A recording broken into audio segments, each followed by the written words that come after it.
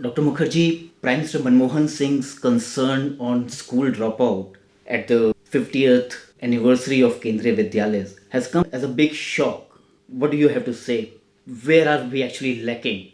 The Prime Minister's initiative was to remind the nation that though we have progressed in many areas of education, but still there are areas where serious attention is necessary. In this way, the primacy of education as a key factor in nation building, which is emphasized from Plato to Adam Smith, and if you really look to the more prosperous nation, are those where education is taken very seriously and quality education is provided at the state initiative. So, in this context, this is a very important reminder that certain lacunas that he pointed out. First important thing he said is the alarming situation of school dropout.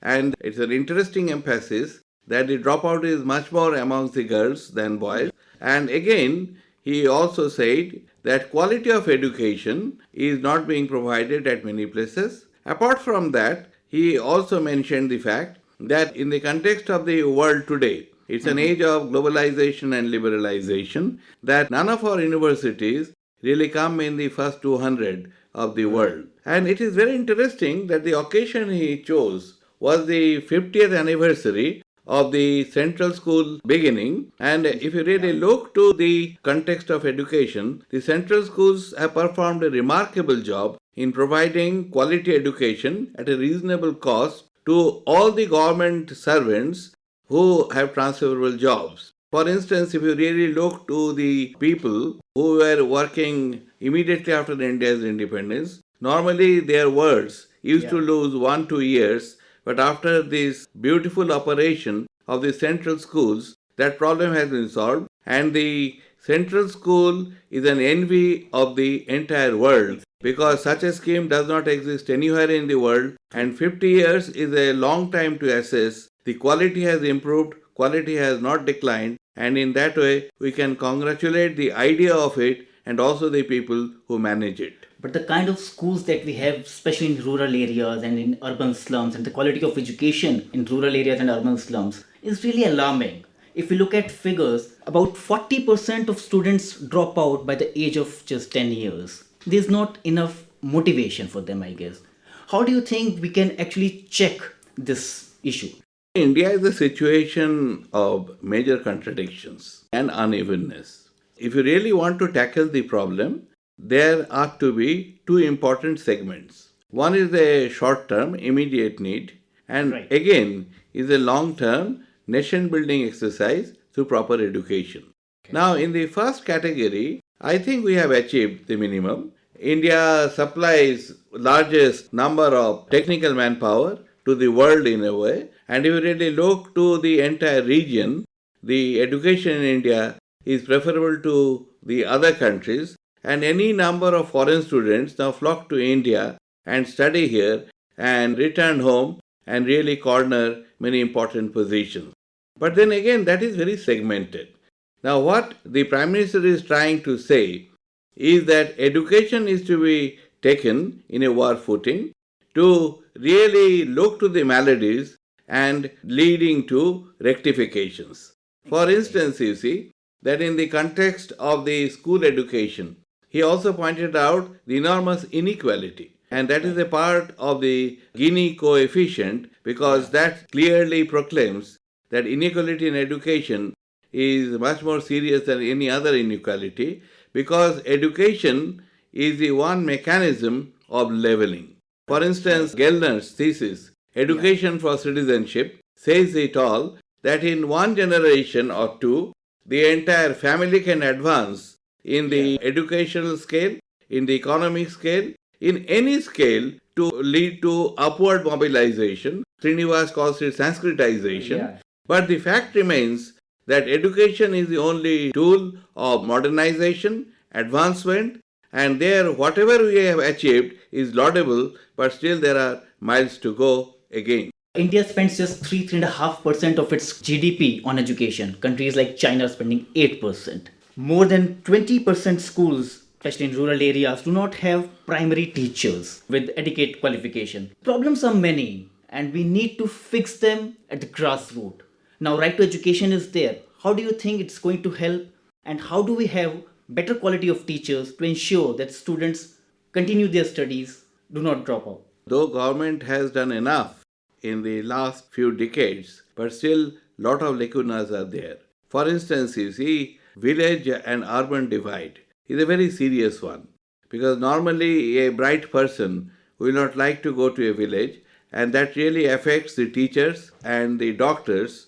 The posting should be done in a way that every teacher serves the hinterland for a limited period of time.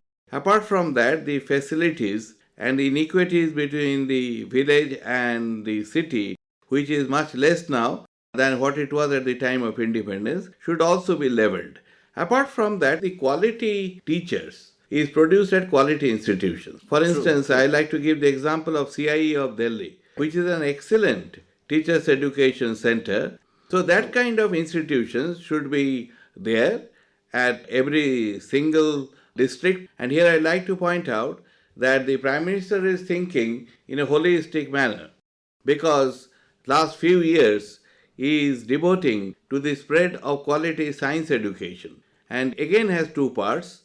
One is the high level of scientific research, which requires a lot of money. Apart from that, there are incentives, and then again he is also thinking in terms of decentralized quality education, whereas every district will have some quality center where technical education would be provided.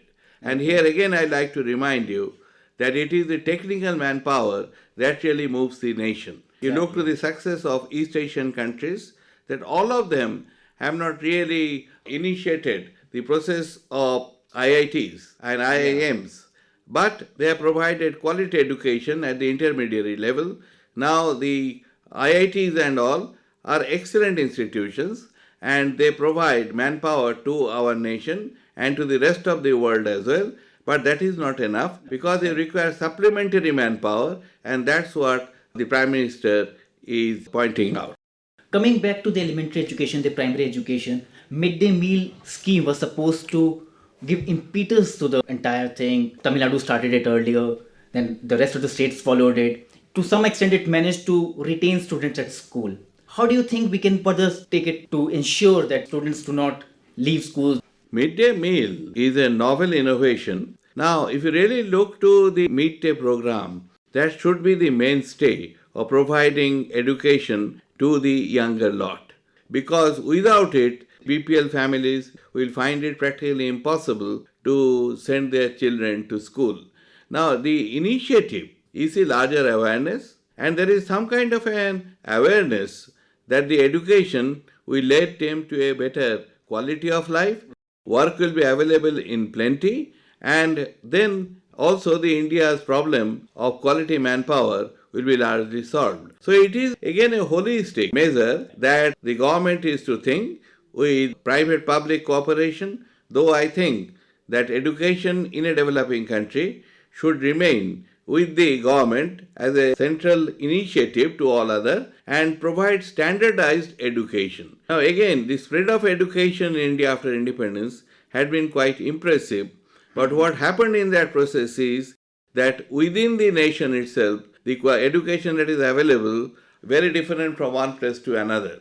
So government can also initiate, as it has initiated a Bhatnagar Award for young scientists, also a larger categorization of the rating of the universities, because that's what the Prime Minister pointed out, that in the first 200 we are not there. Exactly. And again here I'd like to point out, some initiatives have given them special impetus and money, and now the 5 top universities that is recognized by the UGC are really quality centers of education: Pune, Madras, Hyderabad, Jadavpur and JNU. So those initiatives should be broadened.